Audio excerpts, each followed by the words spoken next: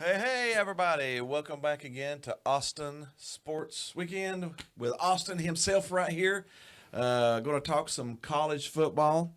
We are down to where there's, only 3 weeks left now? 3 weeks left. That's terrible. But hey, we are down to the juicy nitty gritty there. But before we get started, thanks again for SevereTV.com for setting us up in the studio here. Thanks again for Autographs Plus for hitting us up with some cool signed helmets. Got a little, I think that's Jalen Wright and Alvin Kamara here. Be sure and check them out. But let's jump into some college football here. We need to recap week 10 here. And we'll always start out with a little Tennessee football here. This game wasn't even close. No, that wasn't even close. It was a homecoming week, and this was a homecoming UConn. beating. Well, UConn sort of asked for this one. And I mean, at the very start of the game, their players went out and went over to Tennessee's side of the field, started dancing and warming up on Tennessee's side of the field.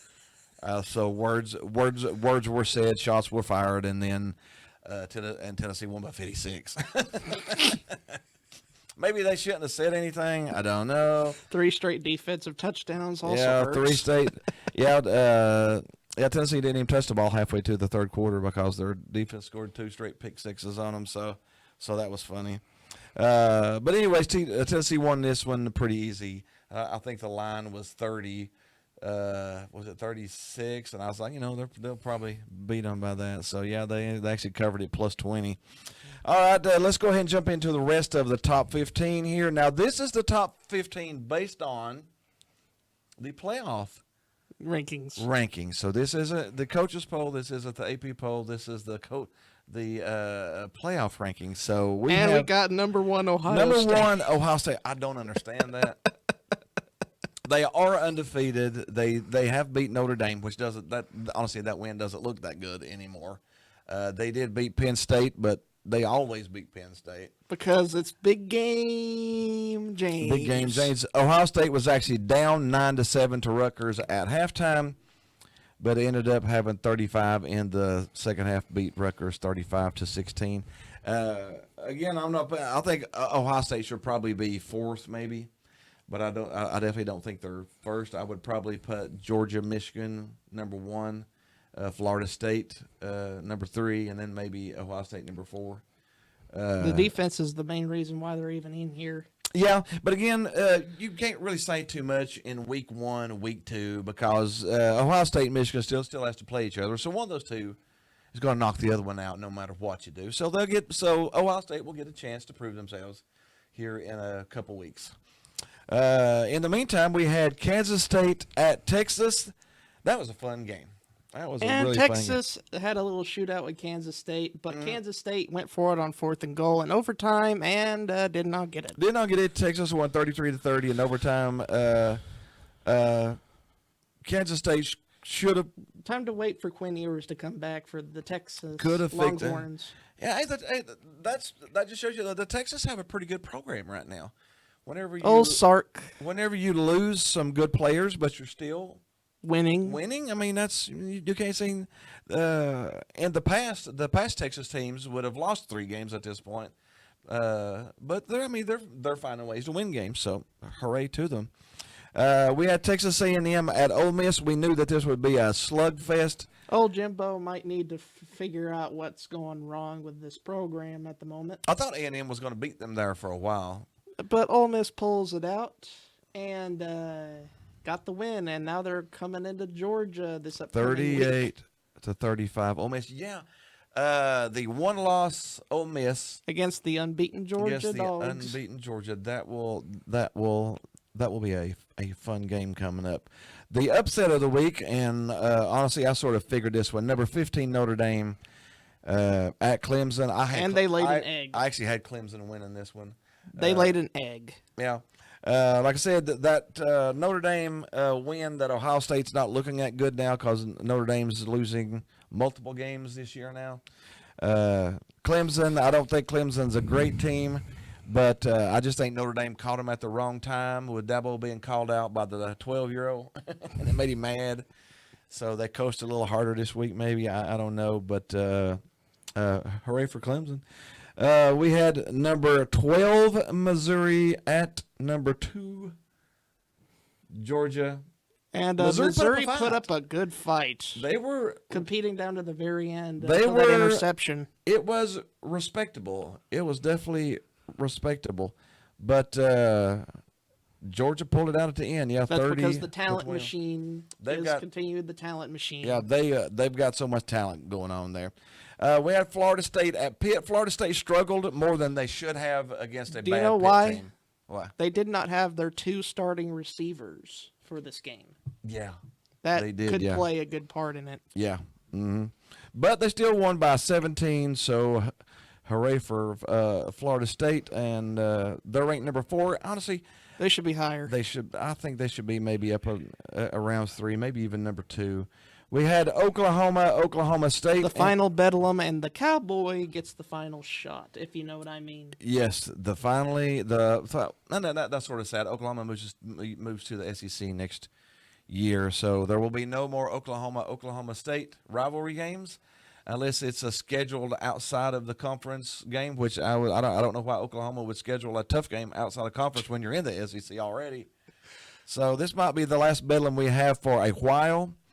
And Sad the to Pokes see. and the Okie Pokes. Yeah, and Oklahoma has lost 2 games, surprisingly now. I mean, they looked really, really good at the first of the year. And They then looked- Kansas Jayhawked, and then the Cowboys Okie Poked. Okie poked them, yeah. So Well, Ollie Gordon II is continuing his run through college football. He's got the most yards rushing out of any running back, and the most rushing touchdowns out of any running back. and Oklahoma State's one of the surprises of the year. So But they've always been stable under Gundy. yeah. He can't say I'm 40. I'm a man now because he's 50. So he can say I'm 50. I'm a man.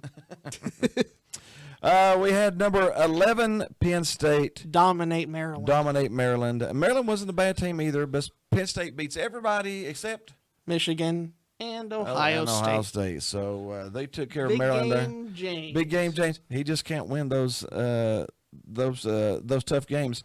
He's sort of like Ole Miss against Alabama and Georgia. Lane Kiffin can't beat. He can't beat those big teams either. No. We had Virginia Tech, Louisville. Louisville's looking pretty good. Louisville's not looking too bad now. And Louisville's in decent shape here if they win out and possibly win out and play an undefeated Florida State team for the ACC title. There could be some serious chaos going on here for the playoff. I'm not saying it committee will at happen. the end, but man, there could be like 8 one-loss teams. How do you figure that out? I'd like How to do be you the people. how do you sit in a room and figure out who goes out of that mess? We might talk about that here just a second, just to let you know what could happen.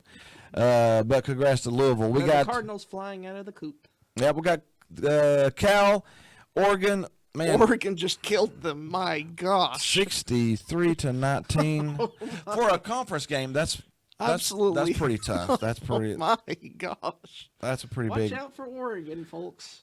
You don't want to play them now, and you probably won't want to play them if they win the Pac-12 in the playoff. No, honestly, they probably should have won that Washington game. They just couldn't do it. But I would not want to play Oregon right now. No.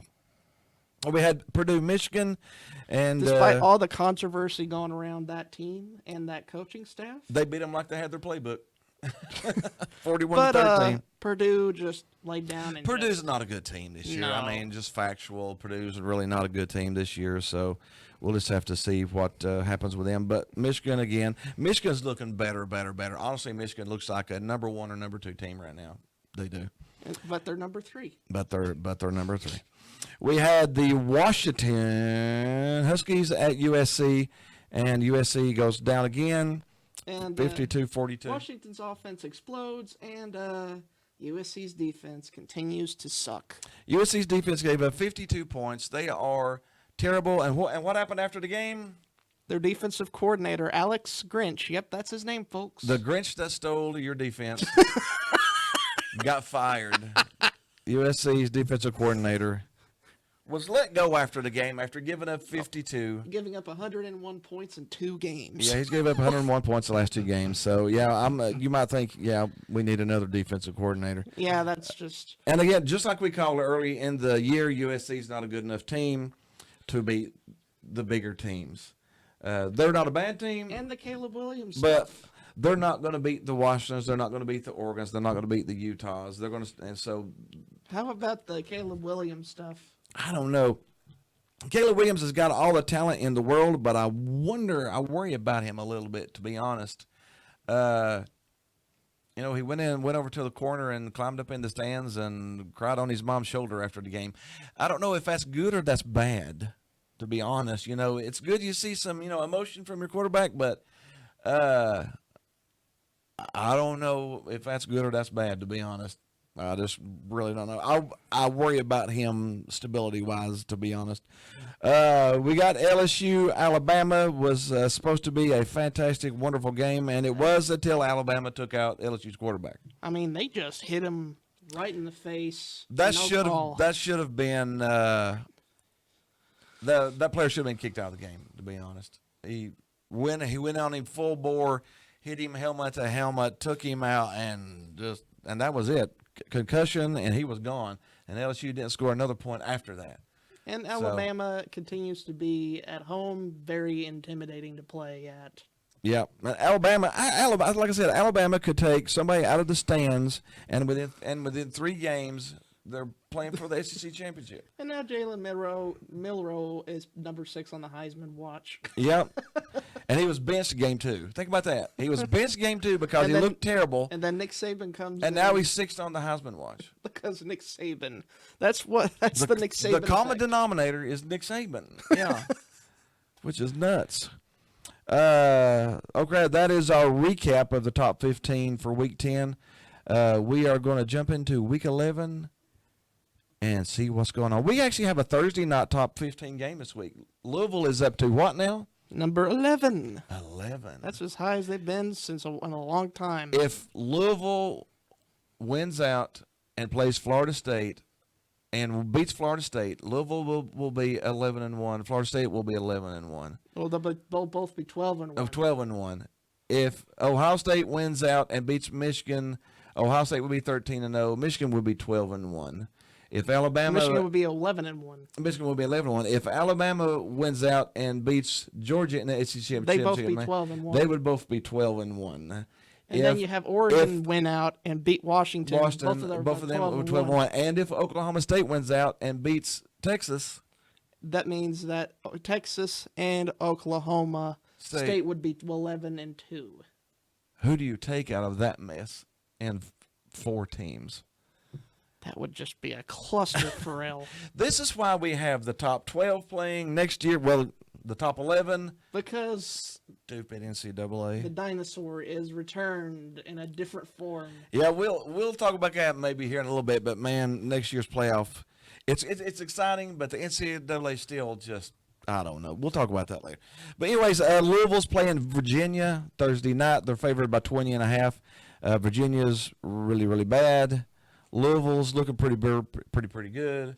So I honestly probably think Louisville will win that. That's maybe like a 37-13 type game, I think. All right, let's jump on into Saturday. We'll cover Tennessee first because that's my favorite team. Tennessee and Missouri. This is a really good game. Number 13 Tennessee now against number 14 Missouri at Missouri. This is honestly, it's a really good matchup. Tennessee's got the number 3 rushing offense in the country and the number 14 rushing defense in the country. And Missouri likes to pass. Missouri likes to pass. So it's Tennessee's pass defense is Tennessee's suspect. pass defense is suspect. But if Tennessee rushes for 250 yards against Missouri, it'll slow the game down. It's going to be. This is such a good matchup. Tennessee is favored by 2, and honestly, I'm going to take Tennessee -2. I think they win by, I think 4. I've got this probably Tennessee 31, Missouri 27. But I think it's going to be that good of a game. It might be Tennessee's last drive. They're losing 27-24, and they get a touchdown win 31-24 type game. This is going to be a really fun game. Both these teams I think, are really, really, really even as far as the way they're playing right now. Tennessee's probably got a little more talent. I think Missouri's doing more with less talent. Tennessee's got a little more talent. So if Tennessee's talent clicks, especially Tennessee's running game right now is firing on all cylinders. If Tennessee starts dominating early with the run game, I think they win this one. Then we got our game of the week in the Big Ten. Number 3 Michigan at number 10 Penn State. Big game, James. The line's only 4.5. Give me Michigan all day long. -4. Oh, come on, really? This is going to be a 38-13 game. Oh my God. Penn State just, I mean, no matter how good they look, they cannot win these games. Because it's big game James Franklin. I don't know. And Michigan right now, honestly, is firing on all cylinders. And if Ohio State can beat them as bad as they did, what do you think Michigan's going to do to them? Oh, Jim Harbaugh is going to bring out the whipping stick. And Michigan might actually be trying to make a point at this point, too, because they're talking about, sanction this, penalty that. Okay, let's beat them 43-10 and just, you know what I'm saying? Michigan might be trying to make a point at this point, too. I guess motivation. Let's just roll with that. There's some motivation. So I definitely think that 4.5 line is really good, really good. And we got Alabama at Kentucky. Give me the Gump all day. Alabama's favored by 11. Give me the Gump. I'm sort of okay with that, too. Give me those Gumps. Kentucky's not a bad team. They're just struggling a little bit the last 2 or 3 games that they played offensively. I do like their quarterback, the transfer from NC State. I don't think they're a bad team, but They're not Alabama's. fantastic either. They called Alabama at the wrong time too. Alabama is starting to surge. They're surging right now, and I would not want to play them right now. Jumping on down, we got Miami at your undefeated number 2 and number 4 Florida State. Florida State should have their receivers back, and Miami with Super Mario Cristobal that we Super Mario that had a decision earlier this year that was Miami's 6-3. They should be 7-2, and it's all because of the coach's one decision. But we've talked about that. But anyway, Florida State's favored by 14. I'm going to be okay with Florida State in that one too. We got another top 20 matchup, number 18 Utah against number 5 now Washington. Give me the Huskies. I feel like they're more healthy. They have a better overall team. Utah's just too injury riddled at the moment. Yeah, their injuries are showing up now. They started out the season really, really good, but the injuries are showing up for Utah now. And again, Washington's trying to keep surging because they're one spot outside of the playoffs right now. Yep. So they want to look as good as they can, too.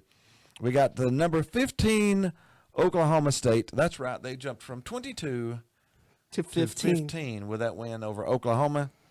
I think they're going to run all over their opponent, UCF. Yeah, Central Florida, again, they're a team this year that's trying to find themselves. Under the Gus Bus. Under the Gus Bus. They're not a bad team. They're just a team trying to find their identity. And unfortunately, Oklahoma State has found theirs. Oklahoma State has found theirs. Oklahoma State's only favored by 2.5, maybe because of the travel. I'm not for sure, but I sort of like that one, too. We got Stanford at Oregon State. Give me those Beavers. They've built up a strong dam over there in Oregon. And Stanford is terrible. Stanford's terrible. You know what beavers do to trees, don't you? They gnaw them up and make houses out of them. That's what's going to happen in this game, too. We got the SEC game of the week, number 9. That's right, Ole Miss has jumped up to number 9. Against Georgia at the Hedges. At Georgia. Georgia's only got one tough road game the whole year, and that'll be next week when they go to Neyland Stadium. But that's a Georgia-Tennessee. Georgia hates Tennessee. Tennessee hates Georgia. It's mutual. It's a mutual hatred, which makes football fun. It is. Ole Miss, Georgia, though, this could be an interesting game. Or a blowout. It really just depends on what Kirby Smart's team comes out as. Will they show up or not? If they're playing a team that is iffy, they won't show up. And at halftime it's 10-11. But when it's a really good team, they tend to blow out the good teams, don't they? When it's a team they want to show up for, they want to match up. Well, they played Kentucky and Florida hard, but they struggled a bit against Missouri to put them away. So. Yeah, I think Missouri is a bad matchup for them. They gave them trouble last year, And gave them trouble this year. and they gave them trouble this year. And So they Missouri's a naturally tough matchup for Georgia at this point. I think they are. I think it's just a tough matchup. Georgia's favored by 10.5. Honestly, I got to take Georgia. I think they show up and they probably win by 37-20. It might be a and 17-point then game. the lane train goes off the station. The fun thing about this, as a Tennessee fan, if Ole Miss wins, which is a possibility, that's not outside of incapable. that's not incapable. That is in the realm of possibilities. If Ole Miss wins, then the matchup next week of Tennessee Georgia will be for the SEC East. That's going to make it really hard on us, you realize. Yeah. That means we're going to have to face a really well-prepared Georgia team, and Joe Milton's probably going to have to run for his life. But that's the only way that Tennessee gets a shot at the East, though. Gotta be. So that's what I'm saying. This game with Ole Miss means more than probably any game they've played this year, just because they don't want to come into Tennessee and lose that game and give up the East. So the only way you prevent that from happening, beat Ole Miss now. And then even remove all doubt. Even if you lose to Tennessee, it don't matter. You still win the East because you've only lost one game and Tennessee's lost 2. And you've only won 25 straight football games, Yep. if I'm right. Yep. That's hard to swallow. So yeah, I would love to see Ole Miss win this, but all the arrows point to Georgia. Yeah. For everybody, that's a little hard to swallow. 25 straight wins. Yeah. In the SEC. That is impressive. That is impressive, yeah. We got Michigan State, Ohio State. Michigan State is Really bad. really bad. Ohio State's good enough to move forward. So I'll take Again, the though, Bucks. I think they win, but the line's 31.5. Can Ohio State score 31.5? I still don't think they can. I'm taking Michigan State and the points. I think Ohio State wins by 20. But not by 31. But not by 31. They might win by 30, but not by 31.5. I just don't think Ohio State's offense is. I mean, they had 9 points against Rutgers at halftime. They ended up with 35. So if they get 35 this time, then that means Michigan State only gets 3.5 points. Or do you think they'll win 35-2? I don't know. Michigan State might not be able to score, but I don't know. We'll see. I feel like Michigan State and the points are. We got Texas, TCU. TCU started out ranked this year, and that didn't last long. Colorado made sure of that. Texas is favored by 12. I honestly like Texas pretty good in this one Texas too. should win this game. Again, they're playing with backup players, but I still think they're a good enough team to pull it out. Our last ranked game of the week is USC, who is unranked now. The unranked USC Trojans Oh boy, trying to start from scratch defensively. at Oregon. That's not the place you want to try to start from scratch defensively. They just put up 63 last week. How many points is Oregon going to put up on that defense? USC may gel a little bit and only give up 43. But that's going to be Oregon's going to win the game. I don't think Oregon's there's any favored by doubts. 15, and I honestly think it may be worse than that. Possibly. It could be. I honestly think it might be 20 points. 20 points plus that Oregon takes care. USC sort of caving in,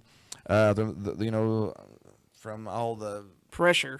So I'm definitely taking me some Oregon. All right, that is it. We have recapped Week 10, and we got some picks for Week 11. Again, thanks again for Severe TV for setting us up in the studios here. Thanks again for Autographs Plus for the helmets. Be sure to check them out. Christmas time is coming. Christmas time. And Time also to go buy some Thanksgiving. Christmas, yeah. Thanksgiving. I want some turkey. But anyways, yeah, Christmas. Be sure and be sure to check them out. They're in Sevierville, Pigeon Forge, and be sure to check us out next week. For more See you college next football. week.